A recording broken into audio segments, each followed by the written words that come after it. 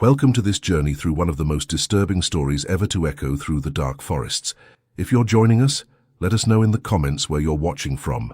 Let's delve together into a tale that defies logic and remains shrouded in mystery. This video is a work of fiction created solely for entertainment purposes.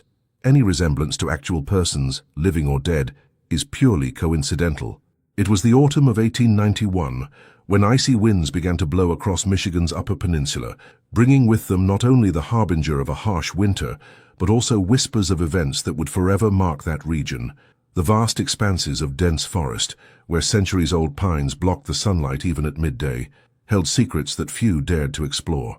At that time, Michigan still bore the recent scars of the logging boom, and small isolated communities dotted the territory like islands lost in a green and impenetrable ocean. The region known as County Marquette was a place where time seemed to move differently. The roads were little more than muddy trails carved between the trees, and communication between villages depended on messengers on horseback who took days to cover distances that today we would cross in hours. It was a world apart, where civilization seemed a distant memory and wild nature reigned supreme. Brutal winters isolated entire communities for months, and stories of travelers who never reached their destination were too common to cause immediate alarm. It was in this setting that a sequence of events began to unfold that would defy any rational explanation. It all started when strange reports began to emerge from a specific area of the forest near what the locals called the Valley of Shadows. The name was no mere poetic whim. That narrow valley, surrounded by steep hills covered in dense vegetation, remained shrouded in twilight even during the brightest hours of the day. The topography created a disturbing effect, where sounds were distorted, echoes multiplied in impossible ways, and the feeling of being watched was constant. The first signs that something was deeply wrong emerged when experienced hunters, men who knew those forests like the back of their hands, began returning from expeditions with accounts that defied belief. They spoke of strange structures found deep in the woods, constructions that made no sense at all. They weren't huts or shelters, but something different, something that suggested purpose but whose function remained obscure. Circles of stones arranged in precise geometric patterns, marks carved into trees forming sequences that seemed to follow some unknown logic. But what was truly disturbing wasn't the structures themselves, but the atmosphere surrounding them. Animals avoided the area. Deer that normally roamed the entire region made considerable detours to avoid crossing the valley. Birds didn't perch in the nearby trees. The silence there was absolute, unnatural, as if the forest itself held its breath. And there was something else, something the hunters hesitated to mention, fearing ridicule. They swore that as they approached those structures, they felt a presence, as if invisible eyes followed their every move. The news spread slowly by word of mouth, in taverns and markets of small villages. Initially, many dismissed the accounts as superstition or the effect of prolonged solitude in the forests. But when different hunters, who had no contact with each other, began to describe the same things, disbelief gave way to growing unease. Something was happening in the Vale of Shadows, something that defied common understanding. It was then that the local authorities, pressured by the growing concern of the population, decided to investigate. A small group was formed, composed of men familiar with the region and considered trustworthy by the community. They set off on a foggy November morning, when the cold was already biting the skin, and the ground was beginning to harden with the first frosts. They took provisions for a week, camping equipment, and weapons, not because they expected trouble, but because it was basic prudence when venturing into those inhospitable forests. No one could have predicted that this expedition would mark only the beginning of a sequence of events that would transform the Valley of Shadows into a synonym for mystery and terror. No one imagined that what they would find inside would challenge everything they thought they knew about that land. The days that followed the expedition's departure passed with an agonizing slowness for those awaiting news. Families maintained their routines, but there was a palpable tension in the air. A silent expectation that permeated every conversation, every glance exchanged in the muddy streets of the village. Autumn advanced relentlessly, and the first snowfalls began to paint the distant hilltops white. When the group finally returned, 7 days after their departure, something had changed. Not in their physical appearance, although they were visibly exhausted and covered in the dirt of the journey, but in something deeper, something that shone through in their eyes. It was as if they had witnessed something that words could not adequately capture. For hours they remained silent, refusing to speak about what they had found, until finally, gathered in the small chamber that served as the community's administrative center, they began to recount their experience.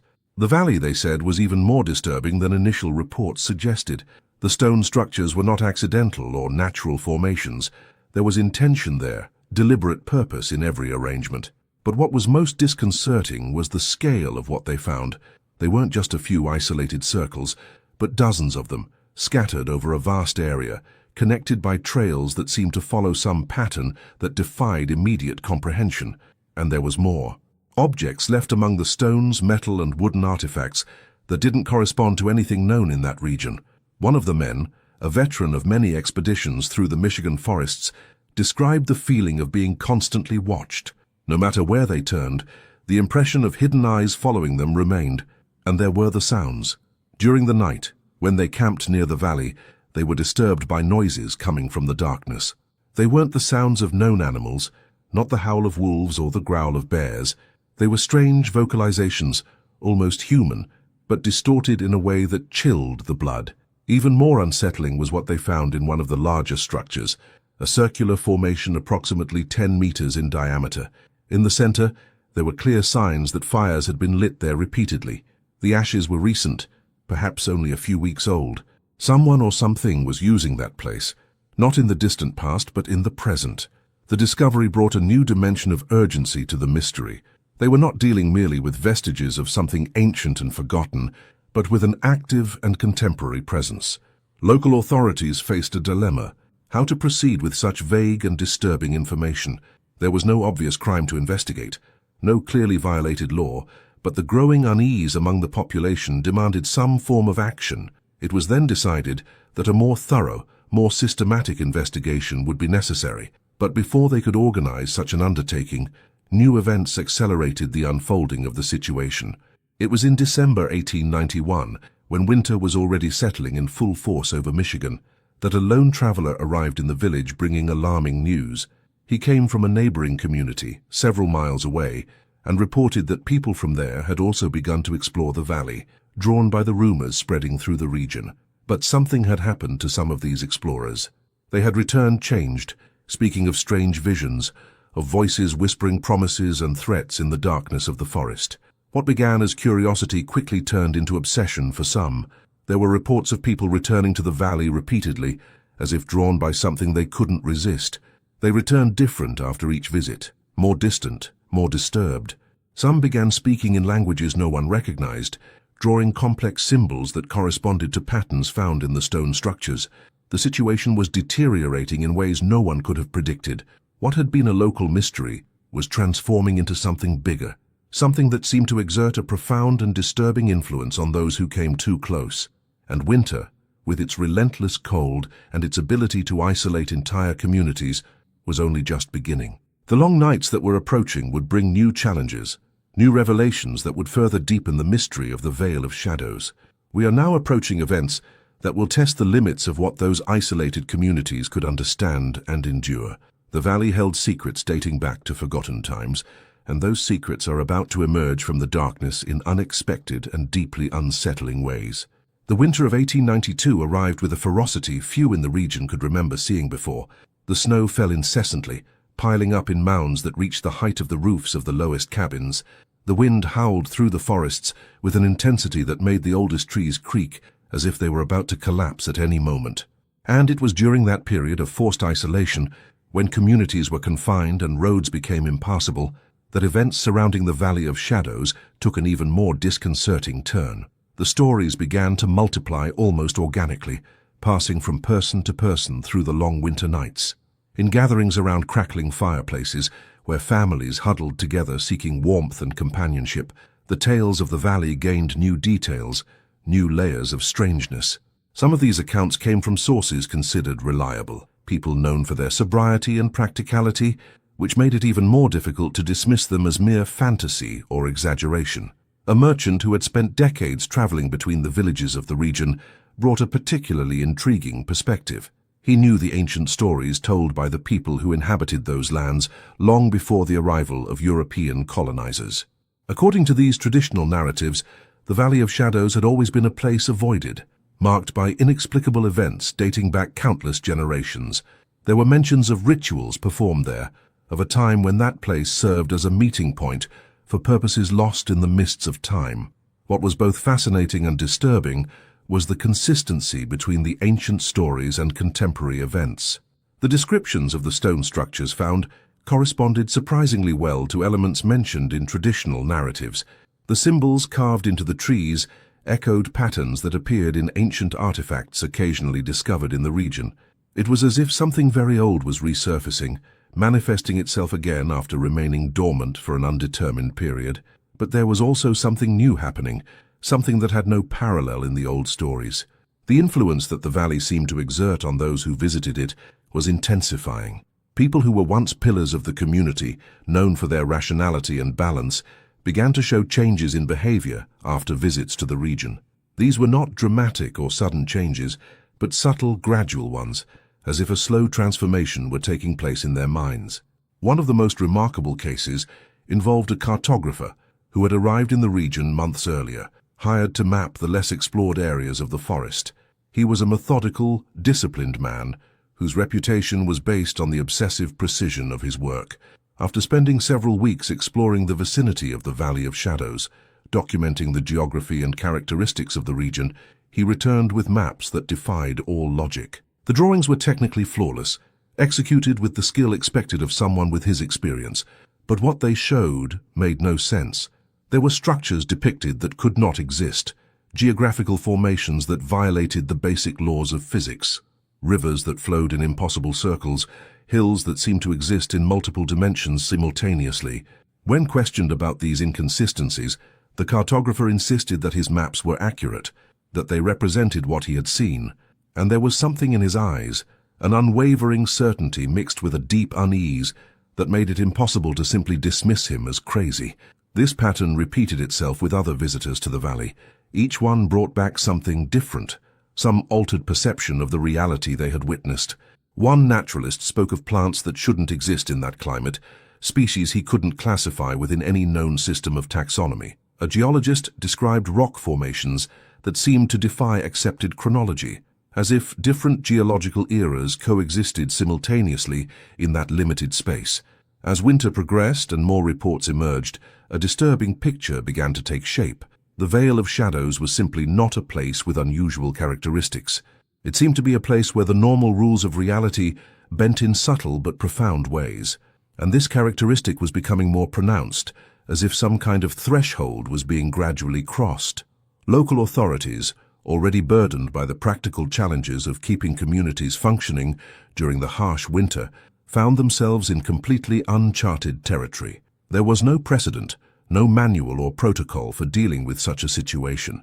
The only tools available were careful observation and meticulous documentation of each new development, in the hope that some pattern would emerge, some rational explanation would reveal itself. It was decided that, as soon as spring arrived and conditions allowed for safer travel, a larger, better equipped and more prepared expedition would be organized. But this expedition would have a different objective from previous ones. It would not be merely exploratory, but investigative in the deepest sense. They would seek not only to map and document the valley, but to understand the fundamental nature of what was happening there. Meanwhile, during the months of winter isolation, there were those who remained obsessed with the valley, unable to let it go even when common sense advised caution. Some risked perilous journeys through the deep snow to revisit that place, as if some irresistible force pulled them back. And each time they returned, they brought with them new pieces of a puzzle that seemed to expand endlessly, becoming more complex and perplexing with each revelation. The long winter nights were filled with endless discussions about the meaning of it all. Theories were proposed and discarded, explanations tested and deemed insufficient, and through it all, a growing sense that they were dealing with something far beyond their comprehension, something perhaps best left unexplored. But human curiosity, that irresistible compulsion to know and understand, made it impossible to simply ignore the mystery that pulsed in the heart of that dark forest. Spring finally broke through winter's reign with unexpected violence. The thaw transformed tranquil streams into raging torrents, and snow that had accumulated over months melted in a matter of weeks, revealing a transformed landscape. Michigan's forests emerged from that period of dormancy with an almost aggressive vitality, as if nature itself were eager to make up for the months of icy silence. It was in this context of renewal that the promised expedition finally took shape. The group was larger this time, composed of individuals carefully selected not only for their physical stamina, but for their specific skills. There was a scholar of unusual natural phenomena, a man who had dedicated years to understanding how geography and environmental conditions could create strange illusions and perceptual effects. Alongside him was an expert in ancient structures, someone familiar with the construction methods used by different cultures throughout the centuries. The journey to the Valley of Shadows took 3 full days, along trails that the spring rains had made treacherous and slippery. As they approached the region, even those who had never been there before began to feel something shifting in the atmosphere. It wasn't something easily described, but a subtle change in the air quality, in the way sounds traveled, in the very light filtering through the tree canopy. When they finally reached the valley, they encountered a scene that surpassed even the most detailed descriptions they had heard. The stone structures stretched across a much larger area than previous accounts suggested, some partially hidden by vegetation growing in irregular patterns, as if avoiding certain specific spots. What was most striking was the geometric precision of the arrangements. There was no room for error. Each stone occupied exactly the place it should within the larger pattern. The expert in ancient structures spent hours examining the formations, taking careful measurements, noting every observable detail. His conclusions were simultaneously enlightening and disturbing. The technique used in the construction did not correspond to any known method of the region's indigenous cultures, nor to the practices of the European colonizers. There was a sophistication there that suggested advanced mathematical knowledge, an understanding of proportions and angles that seemed out of place in that temporal and geographical context. Even more intriguing were the symbols carved into the trees surrounding the structures. They didn't form writing in the conventional sense, but seemed to be some kind of notation, a marking system that followed consistent internal rules. The scholar of natural phenomena proposed a fascinating theory. Perhaps those symbols weren't intended for communication between people, but rather markers of something more fundamental, indicators of specific properties of that place that their creators considered important to record.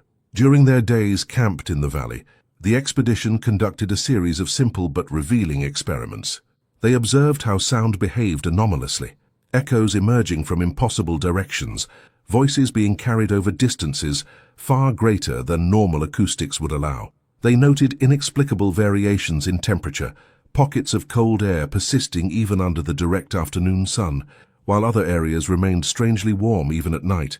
There were also moments of disorientation that everyone experienced. Walking in a straight line became surprisingly difficult, and it was easy to lose one's sense of direction, even with clearly visible landmarks. Some group members reported inexplicable feelings of vertigo, as if the very ground beneath their feet wasn't completely solid. These experiences were unsettling precisely because they were subtle, never dramatic enough to be definitively abnormal, but consistent enough to be impossible to ignore. On the 3rd night camped in the valley, something extraordinary happened. The sky was exceptionally clear, cloudless, and the crescent moon provided enough light for the stone structures to cast sharp shadows on the forest floor. It was then that one of the expedition members noticed something that everyone else had somehow overlooked. The shadows weren't behaving correctly. They were moving independently of the light that supposedly created them, lengthening and shortening in patterns that didn't correspond to the moon's position in the sky. This observation triggered a series of new investigations. They began to pay systematic attention to how light interacted with that environment and discovered consistent anomalies. There were times when reflections appeared where there shouldn't be reflective surfaces, when light seemed to bend around objects instead of casting shadows on them.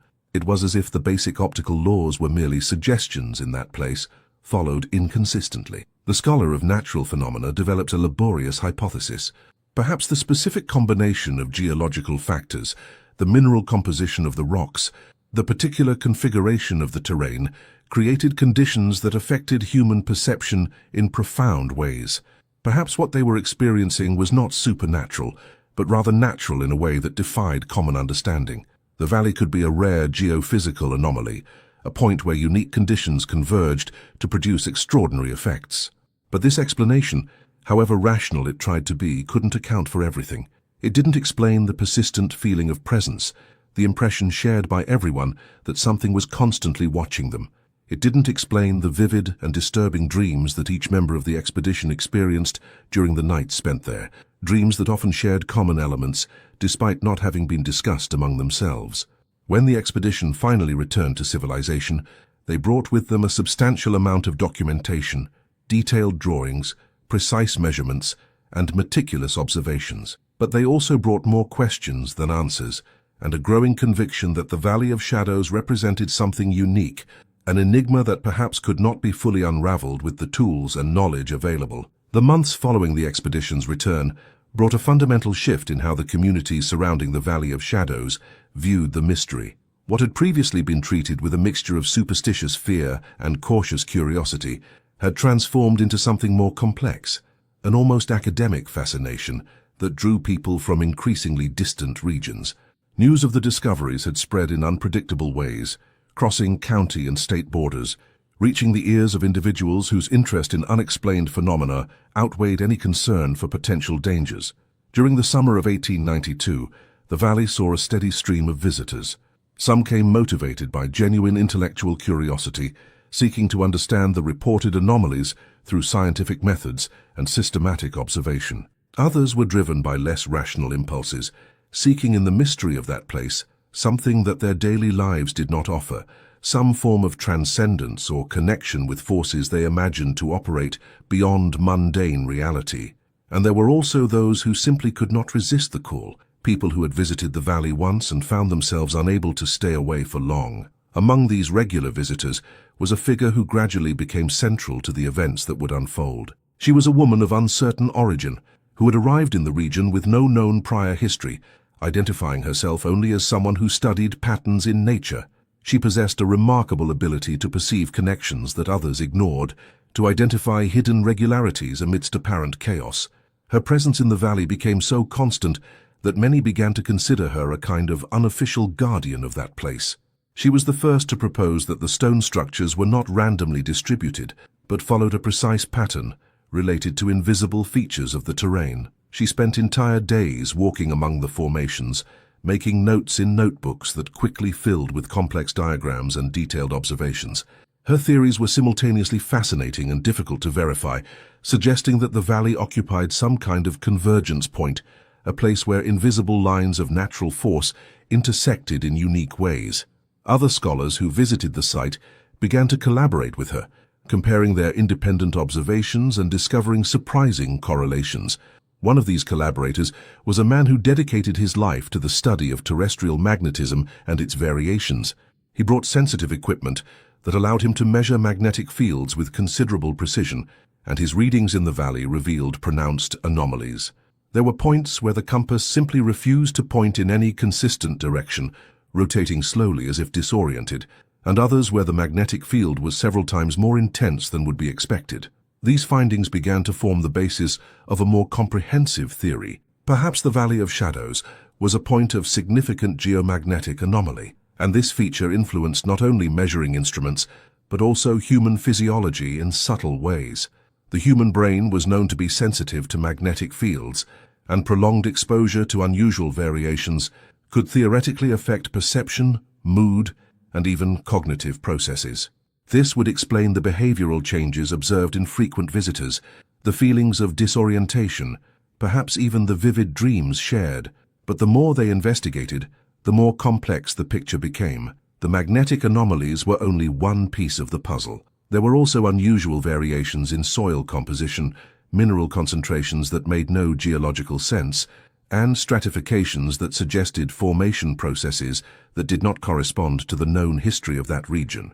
A visiting geologist spent weeks collecting samples and conducting rudimentary analyses on site, concluding that the valley had a fundamentally different geological history from the surrounding areas, as if it had been formed by completely distinct processes, or at a radically different time. The vegetation also presented remarkable peculiarities. Certain plant species grew in excessive abundance within the valley, while others were completely absent. There were trees that displayed bizarre growth patterns, trunks that bent at impossible angles before resuming vertical growth, branches that intertwined forming almost symmetrical geometric patterns. A botanist who spent an entire month documenting the local flora suggested that soil conditions, combined with unique environmental factors, created a microclimate that favored unusual adaptations. As summer progressed and more information was gathered, a picture began to emerge of a completely unique ecosystem, an environment where multiple anomalous factors converged to create conditions that did not exist anywhere else known. And this uniqueness was not merely interesting from a scientific point of view. It had immediate and practical effects on anyone who spent significant time in the valley. The psychological changes were the most documented and the most concerning. People who stayed in the valley for extended periods began to report alterations in their perception of time. Hours seemed to pass in minutes, or conversely, minutes stretched into subjective eternities.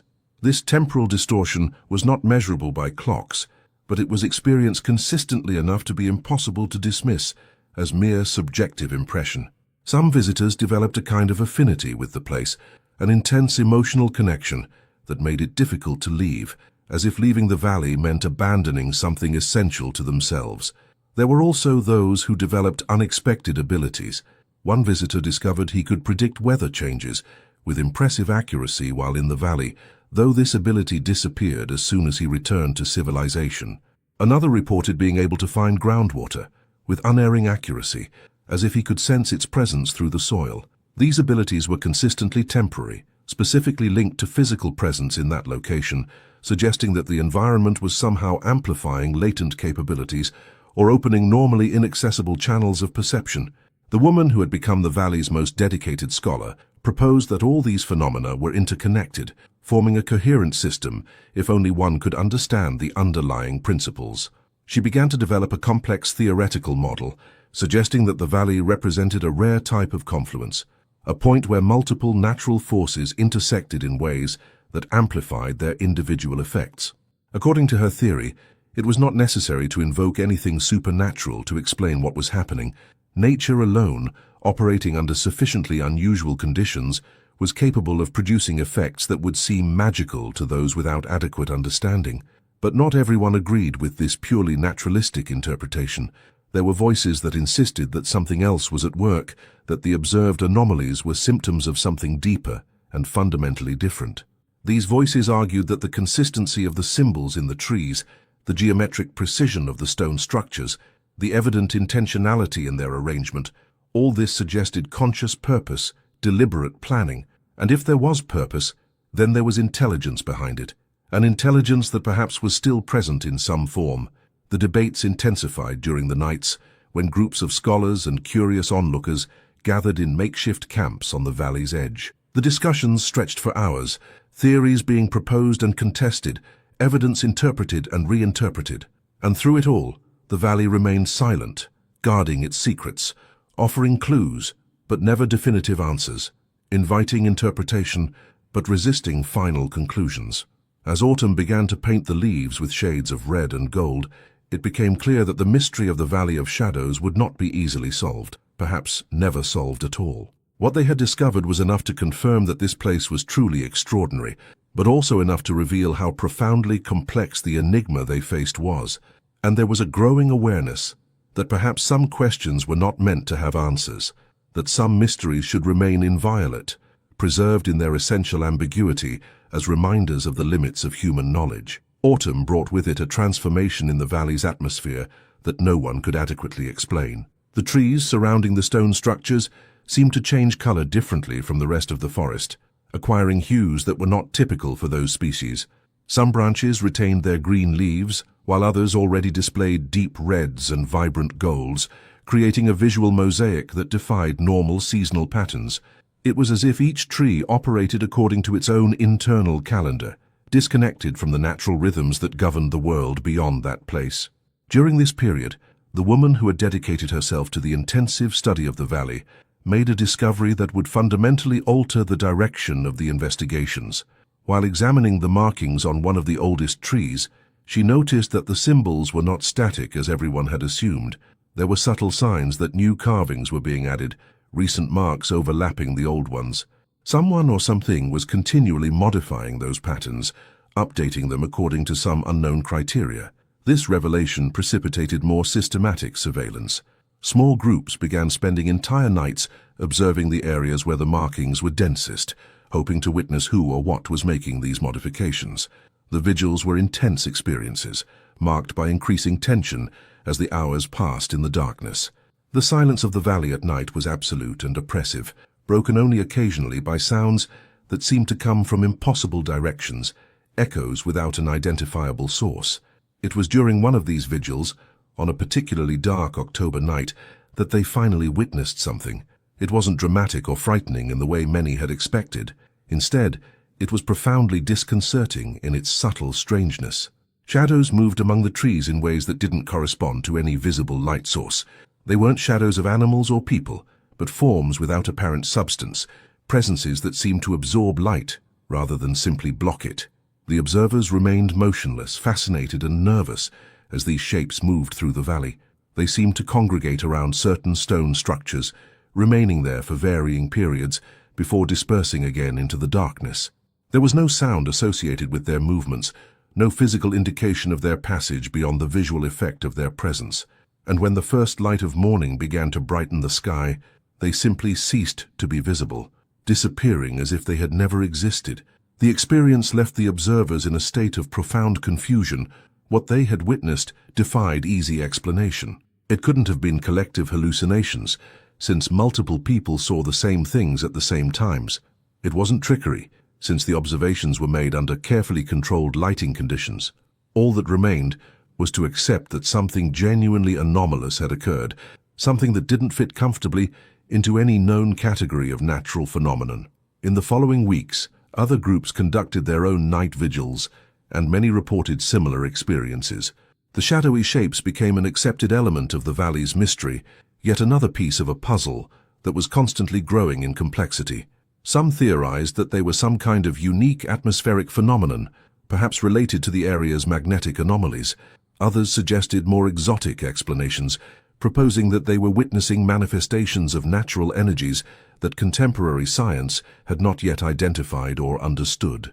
The leading scholar of the valley developed her own theory, one that was both bold and carefully grounded in empirical observations.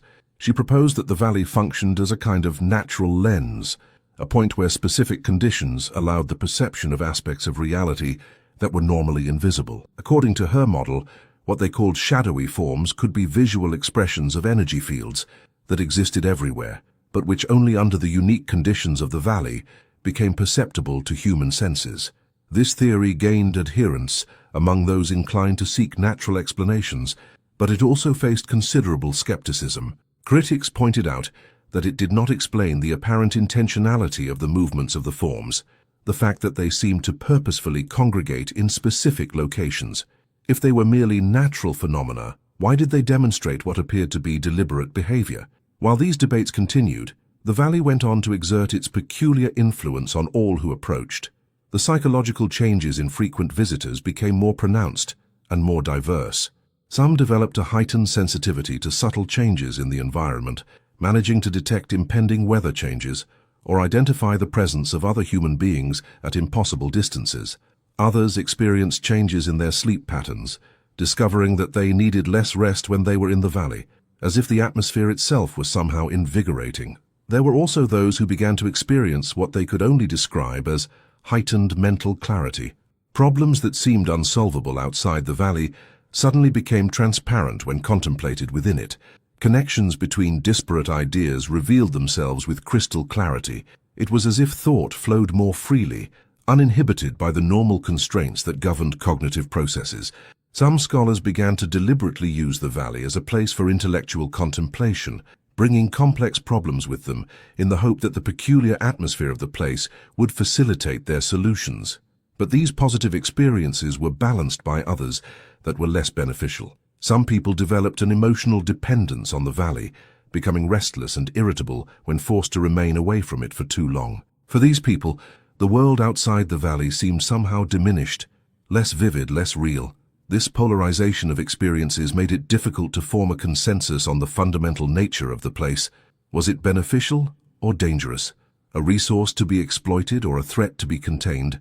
Local authorities, observing these developments with growing concern, began to consider more interventionist measures. There were proposals to restrict access to the valley, to establish limits on how long individuals could spend there, and to require medical supervision for frequent visitors. But implementing such measures was complicated by practical and philosophical issues. How to justify restrictions on a place that, as far as they could determine, had not caused direct physical harm to anyone. How to balance public protection with individual freedom of exploration. As autumn drew to a close, and the first icy winter winds began to blow once more through the forests of Michigan, it became clear that the Valley of Shadows had become more than just a local mystery. It had transformed into a phenomenon that defied easy categorization, a place that operated according to its own rules, indifferent to human attempts to understand or control it. And all who engaged with it were forced to confront fundamental questions about the nature of reality, the limits of human knowledge, and what it truly meant to understand the world around us. The winter of 1893 descended upon Michigan with an intensity rivaling the previous one, but this time the communities around the Valley of Shadows faced seasonal isolation with a different awareness. The mystery they had been investigating for months was no longer a disturbing novelty, but a constant presence in their lives, something that had become interwoven into the fabric of their daily existence. The conversations during the long winter nights no longer revolved around whether the valley was extraordinary, but rather about what to do with this extraordinariness. The scholar who had devoted so much time to the valley made an unexpected decision. Instead of seeking shelter in the villages during the harsh winter, she chose to remain near the valley, building a modest cabin a respectable distance from the stone structures. Her rationale was that the patterns observed during the warmer months might change with the seasonal shifts, and she didn't want to miss the opportunity to document these variations. Some considered her reckless, others admired her dedication, but regardless of opinions, her continued presence at the site would provide insights that no one else was in a position to obtain. During those isolated months, she kept meticulous diaries of her observations. The valley beneath the snow presented even more peculiar characteristics. The snow did not accumulate uniformly. There were areas where it remained untouched for weeks, forming deep mounds, while in other spots, especially around certain stone structures, it melted almost as quickly as it fell, even when temperatures remained consistently below freezing. There was no obvious explanation for these variations. They were not areas exposed to the sun differently, nor places sheltered from the wind in ways that would explain the discrepancy. The shadowy shapes that had been observed during the autumn continued to manifest, but with increased frequency and intensity during the winter months. On the darkest nights when the moon was hidden and only the stars provided faint illumination, they seemed more substantial, almost tangible. The scholar spent countless hours observing them, trying to discern patterns in their movements, seeking to understand what might motivate or guide their seemingly intentional behavior. She noticed that the shapes seemed to respond to certain atmospheric conditions. During snowstorms, when the wind howled through the trees and visibility was reduced to almost nothing, they became more active, moving with an agility that contrasted with the heavy slowness of their movements on calm nights. During the aurora borealis, a phenomenon occasionally visible at that latitude, the shapes acquired an almost luminescent quality, as if they absorbed and re-emitted the dancing light of the sky at subtly altered frequencies. Her notes also documented changes in her own perception and mental state. Prolonged solitude in such a peculiar environment produced effects that she struggled to describe objectively. There were moments of extraordinary clarity, when she felt she understood profound connections between the various phenomena she observed, only to find that these perceptions dissolved like fog when she tried to articulate them in words. There were also periods of temporal disorientation, more pronounced than anything experienced by short-term visitors, entire days that seemed to pass in hours, or nights that stretched into subjective eternities. When spring finally arrived and the paths became passable again, the first visitors to reach the scholar's cabin found her transformed, not physically, for her health seemed remarkably good considering the months of isolation, but in her way of speaking and thinking. She had developed a form of discourse that incorporated concepts difficult to translate, ideas that seemed to make perfect sense in the context of the valley, but lost coherence when expressed in conventional language outside of it. Her winter diaries became the subject of intense study. The pages were filled with detailed observations, but also with increasingly complex diagrams that attempted to map relationships between the various phenomena of the valley. There were sketches of the shadowy forms in different states, notes on how their manifestations correlated with lunar phases, weather patterns, and even variations in geomagnetic activity that she had managed to infer through careful observation with compasses and other sensitive instruments. What intrigued other scholars most was a series of entries suggesting that the scholar had begun to develop some kind of communication with the shadowy forms. It wasn't communication in the conventional linguistic sense, but an exchange of patterns and responses to behaviors. She described how certain actions on her part seemed to evoke specific reactions from the forms, as if a rudimentary protocol of interaction were gradually being established. This claim was met with substantial skepticism, but the consistency of her observations was difficult to completely ignore. During the subsequent spring and summer, the valley saw a resurgence of interest, but now with a different focus. Instead of merely documenting and theorizing, there was a growing impetus to experiment, to test hypotheses in more active ways. Groups began attempting to replicate the scholar's observations, seeking to establish their own interactions with the shadowy forms. The results were mixed and frustrating. Some reported experiences similar to hers. Others observed nothing beyond the already known environmental phenomena. This variability in experiences led to a new line of investigation. Perhaps the valley did not affect everyone in the same way. Perhaps there was something in the individual characteristics of each person, some quality of perception or sensitivity, that determined the degree and nature of their interaction with that place. This theory suggested that the valley was not so much an objective phenomenon as an interface, a meeting point between unique environmental characteristics and specific human capabilities. Rudimentary experiments were conducted to test this hypothesis. People with different backgrounds, temperaments, and histories of valley exposure were systematically exposed to similar conditions, and their experiences were carefully documented and compared. The results suggested that there were indeed significant correlations. Individuals with certain psychological tendencies, certain ways of processing sensory information, seemed more likely to experience the more unusual aspects of the valley. But these discoveries raised more questions than they answered. If the valley functioned as a kind of amplifier of latent capabilities, what implications did this have for understanding human consciousness? If different people could literally perceive different realities in the same physical space, what did this say about the objective nature of reality itself? These philosophical questions intertwined with practical investigations, making it difficult to separate speculation from empirical observation.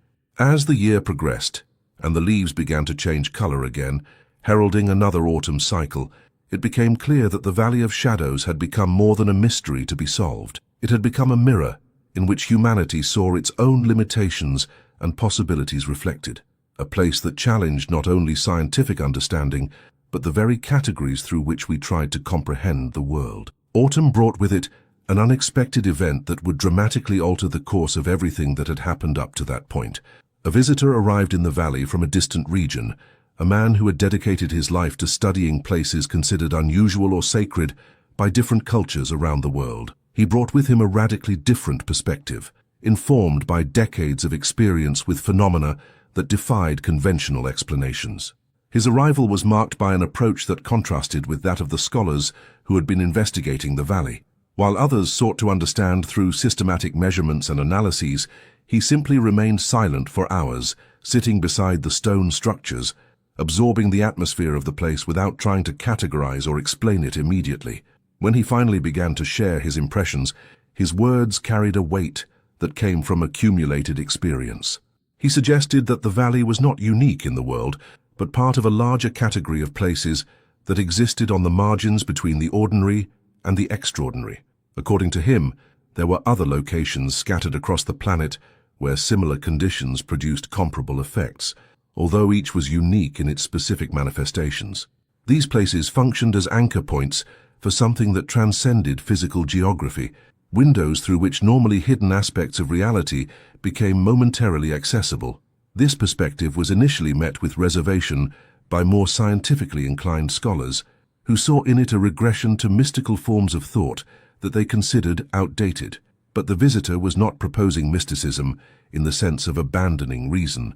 Instead, he suggested that rationality needed to expand to accommodate phenomena that did not fit comfortably into existing categories. True wisdom, he argued, lay in recognizing the limits of current knowledge, without presuming that these limits represented the limits of what was possible to know. He spent weeks in the valley, conducting his own observations, using methods that seemed more contemplative than analytical. And during this time, something remarkable happened. The shadowy forms, which had been the object of so much fascination and speculation, began to manifest themselves in more definite ways in his presence. It wasn't that he saw them more clearly than others, but rather that they seemed to respond to him more markedly, as if they recognized something familiar or meaningful in his approach. Observers who accompanied him documented interactions that suggested a level of communication that went beyond what the scholar had achieved during her isolated winter. The forms moved in patterns that seemed to respond directly to the visitor's actions, approaching when he remained still, receding when he moved, creating configurations around him that seemed deliberate and meaningful.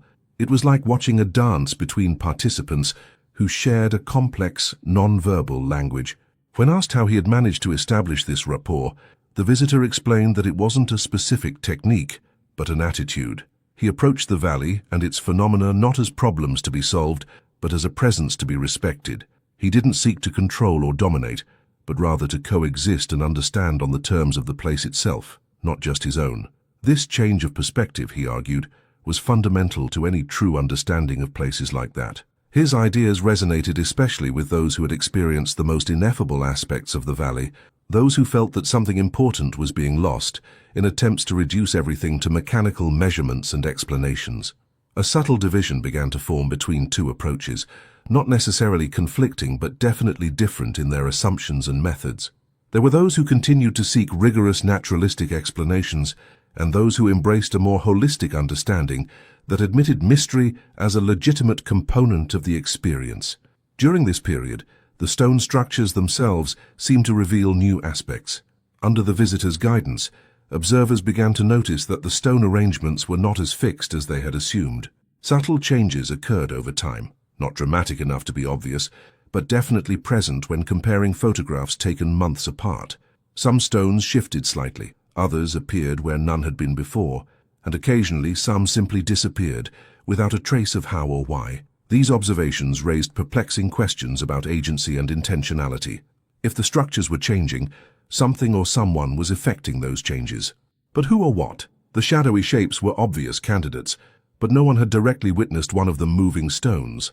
There was also the possibility that as yet ununderstood natural processes were at work, forces affecting physical matter in ways that contemporary physics did not recognize or could not explain. The visitor offered an interpretation that many found both fascinating and difficult to accept. He suggested that the valley might be a place where the line between observer and observed becomes blurred, where human attention not only registers phenomena but actively participates in their manifestation.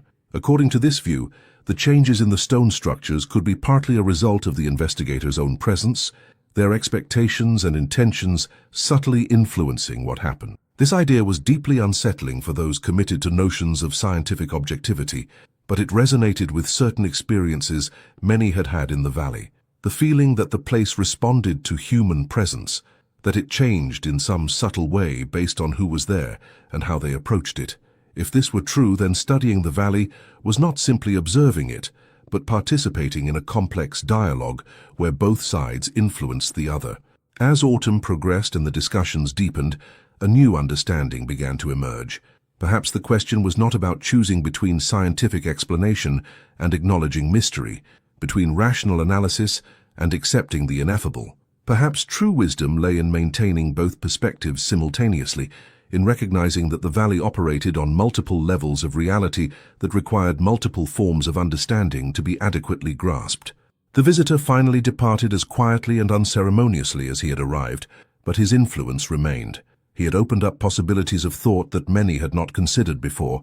He had suggested that the true mystery of the Valley of Shadows lay not in finding a single definitive explanation, but in learning to inhabit ambiguity, to live comfortably with questions that perhaps had no final answers.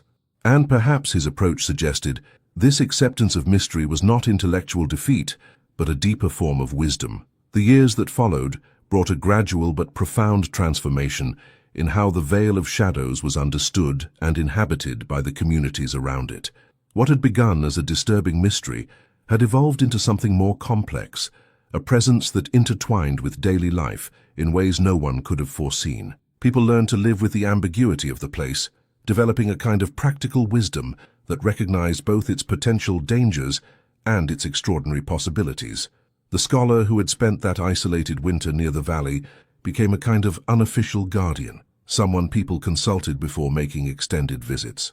She had developed an intuitive understanding of how the valley operated, what conditions made it more or less accessible, what practices helped visitors navigate its peculiarities without becoming completely disoriented.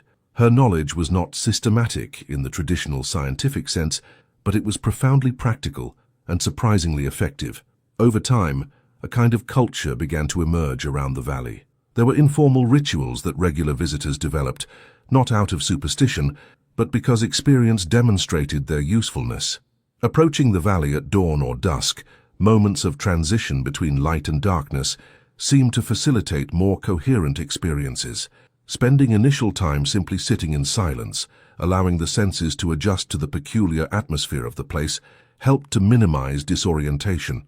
These practices were passed down among visitors, forming a collective wisdom accumulated through countless individual experiences.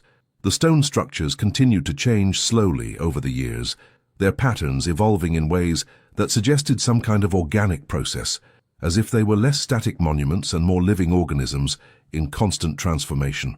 Some circles disappeared completely, their stones scattering or simply vanishing, while new arrangements emerged in places that were previously empty. The scholar kept meticulous records of these changes, and over the years a pattern began to emerge, a cycle that seemed to correspond not only to seasons, but to longer cycles that took years to complete.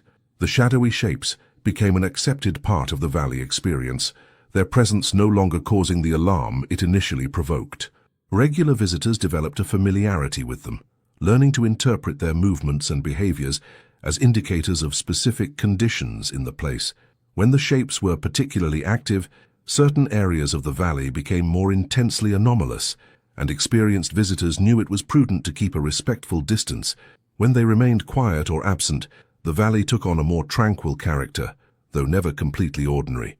Over the years, there have been attempts to document the valley in more permanent ways. Artists came to create visual representations, only to find that the place resisted being faithfully captured in painting or drawing. The images they produced were always somehow inadequate, lacking the essential quality that made the valley what it was. Writers tried to articulate their experiences in prose, but the words seemed to slip around the core of the issue, circling without ever truly reaching the center.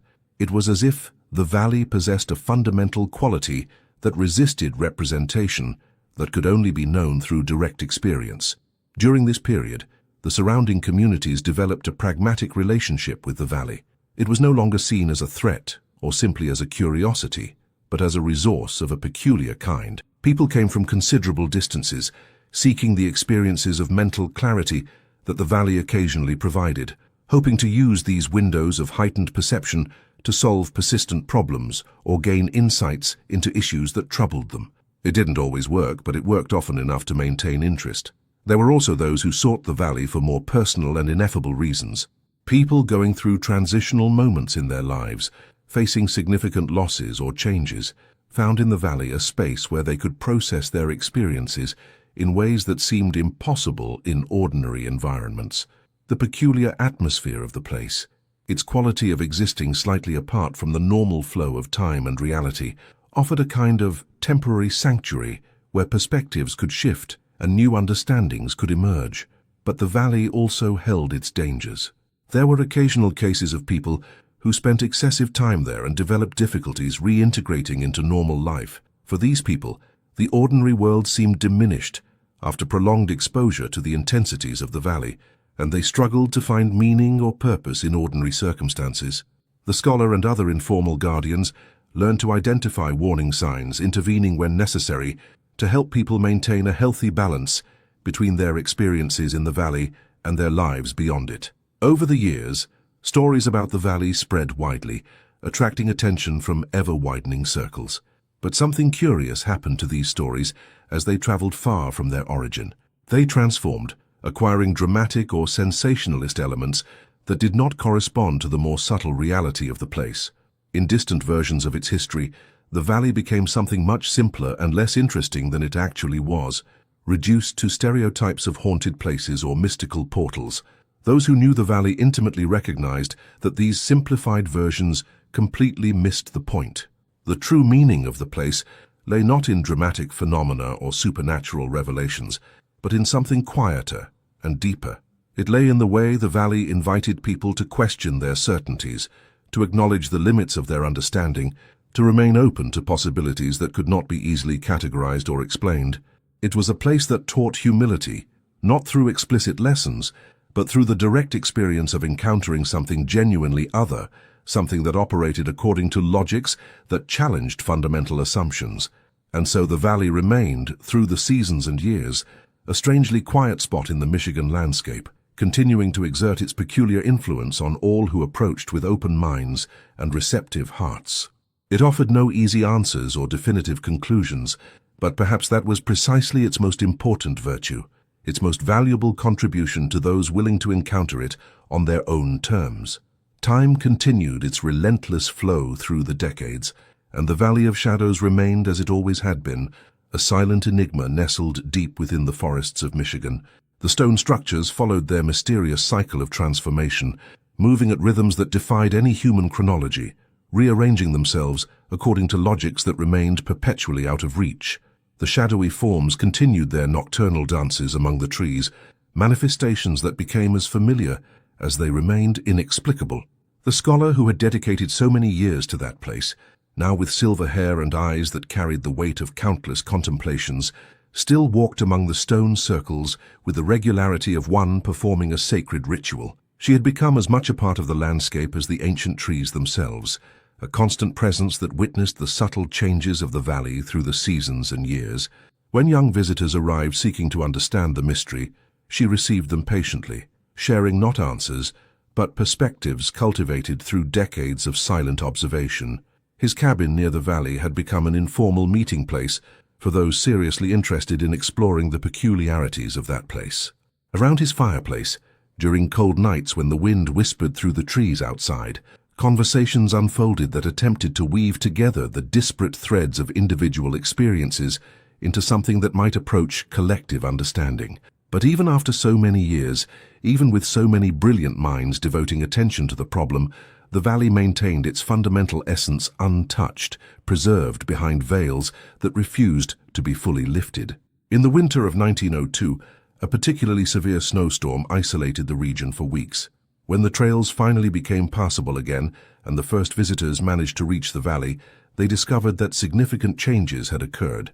Several of the larger stone structures had completely rearranged themselves, forming new patterns that no one had seen before. It was as if the valley took advantage of periods of total isolation to carry out transformations it preferred to keep private, changes that happened away from prying eyes. These discoveries renewed discussions about the nature of the valley. There were those who argued that the changes were the result of natural geological processes, perhaps freeze-thaw cycles affecting the soil in ways that moved the rocks. Others maintained that there was intentionality in the rearrangements, that the patterns followed a deliberate logic, suggesting conscious purpose. And there were also those who had come to accept that perhaps both perspectives were simultaneously true, that the valley operated at a level where distinctions between natural and intentional ceased to make sense. When asked about these changes, the scholar would simply smile enigmatically. She had learned long ago that the valley did not reveal itself through analysis or debate, but through patient presence and open receptivity. The changes were simply another aspect of its fundamental nature, another manifestation of its essential quality of being something that existed on the margins, something that refused comfortable categorization. During those years, the valley continued to exert its peculiar influence on those who approached it. Experiences of heightened mental clarity remained common, as did sensations of temporal disorientation. Visitors still reported vivid dreams after spending time in the valley, dreams that often carried unexpected insights into problems that plagued them, and the shadowy forms continued their nocturnal manifestations, now accepted as an integral part of the experience of the place, no longer causing the alarm they initially provoked. There was a timeless quality to the way the valley existed. While the world beyond the forests changed rapidly, while new inventions transformed daily life and old certainties were constantly challenged, the valley remained essentially unchanged. It was as if it existed in a pocket separate from time, operating according to its own rhythms that did not correspond to the accelerated pulse of modernity spreading across the country. This quality became part of its appeal. In an era of ever-increasing change, the valley offered something rare, a space where time still moved differently, where it was possible to slow down and exist in ways of being that were rapidly being forgotten in the world beyond. People came not only to study its anomalies, but to temporarily escape the relentless speed of modern life, to rediscover slower, more contemplative rhythms. The scholar observed these changing motivations with quiet interest. The valley was becoming not only an object of investigation, but a sanctuary of a peculiar kind. And perhaps, she reflected, that had always been one of its purposes. Although purpose was perhaps too strong a word. Perhaps it was simply something the valley allowed, a use that people found for its unique qualities. The communities around the valley had developed over the years a practical wisdom about how to relate to it. There was a tacit understanding of boundaries that should not be crossed, of respect that should be maintained. These were not formal rules, but shared understandings that emerged from collective experience.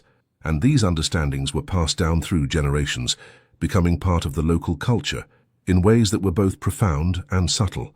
There were occasional attempts to explore the valley in more invasive ways, to conduct excavations or install permanent monitoring equipment. But these attempts invariably failed in inexplicable ways. Equipment constantly malfunctioned, excavations encountered inexplicably hard soil, or were flooded by underground springs that appeared out of nowhere. It was as if the valley actively refused certain types of intervention, tolerating respectful observation, but resisting aggressive invasion. The scholar kept her diaries throughout all those decades, volume after volume filled with meticulous observations, philosophical reflections, sketches and diagrams. They represented a life dedicated to a single enigma, a journey that began with a search for answers, but evolved into something deeper, a form of relationship that transcended the need for definitive explanation. Her writings became valuable resources for those who came after, not because they provided solutions, but because they mapped the terrain of experience, offering guidance on how to navigate the peculiarities of the valley without being completely disoriented by them. And so the valley continued, through the seasons and years and decades, keeping its secrets while generously offering partial glimpses, inviting exploration while resisting domination. It was a place that taught lessons about the limits of knowledge, about the value of mystery, about the importance of recognizing that not everything in the world can or should be fully understood. And perhaps that was its greatest gift, not the specific anomalies it manifested, but the attitude of humility and openness it cultivated in those willing to encounter it on their own terms.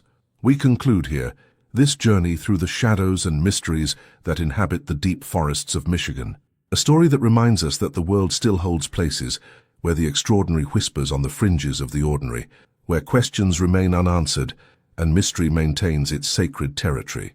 If you've made it to the end of this narrative, leave a comment sharing your reflections on this story. Subscribe to the channel for more journeys like this, and until our next encounter with the unknown,